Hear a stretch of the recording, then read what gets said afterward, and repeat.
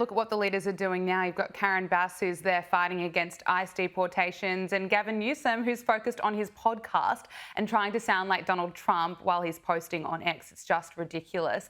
Look, Brittany, since we last spoke, the Democrats have been going crazy over Donald Trump's crime crackdown in Washington, D.C.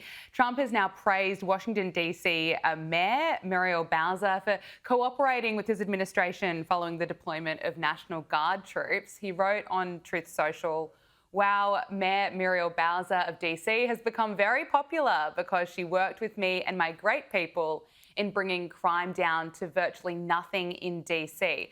Her statements and actions were positive instead of others like JB Pritzker, Wes Moore, Gavin Newsom, and the 5% approval rated mayor of Chicago, who spend all of their time trying to justify violent crime instead of working with us to completely eliminate it, which we have done in Washington, D.C., now a crime-free zone." Brittany, I've said this before, but I think it is absolutely insane that we are seeing Democrats and parts of the mainstream media push back against this move, a move that is improving safety. If you look at the crime in Chicago, just this last Labor Day weekend, in Chicago, 54 people were shot and 7 were killed.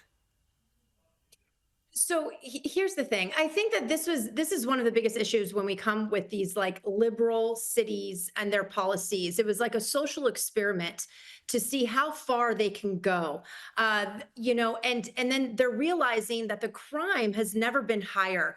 And if you take a look at so many of the Democrat-run cities in America, I mean, the crime is at an all-time high. And so now they're starting to, oh no, what should we do? And I think that they really woke up a bit when President Trump got elected again. They started to notice that some of these policies might not be working, and a lot of people are pushing back. Mm. Uh, I have to say, and I always say this with the Democrat Party, they are the biggest hypocrites out there. They are the definition of hypocrisy. And mainstream media, which I was on for 18 years, they're right there with everyone else. Democrat Party that are hypocrites, in my opinion. So, but I'm not surprised to see some Democrats kind of going the other way, because I think they were getting so much pushback. Statistically, I mean, the stats are the stats, like what you just said over this Labor Day weekend in Chicago.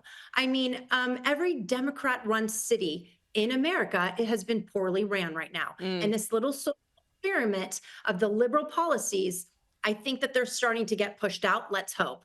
Although we don't know what's going to happen with the mayor race in New York City. We'll see about, the jihadi socialist. If he gets elected, oh, that's going to be another interesting experiment. We'll be watching that very closely. Look, I want to talk to you about the declining birth rate. Here in Australia, it's at a record low, but this is an interesting piece of data. A new report from the Financial Times found that the declining birth rates around the world are overwhelmingly driven by people on the left having fewer kids. Now, that is, of course, not a big surprise to me when you've got crazy lefties saying that they won't be in a relationship because Donald Trump is president. And of course, there are plenty of people out there saying they're not going to be having children because of climate change. Brittany, what are your thoughts? What do you put this down to?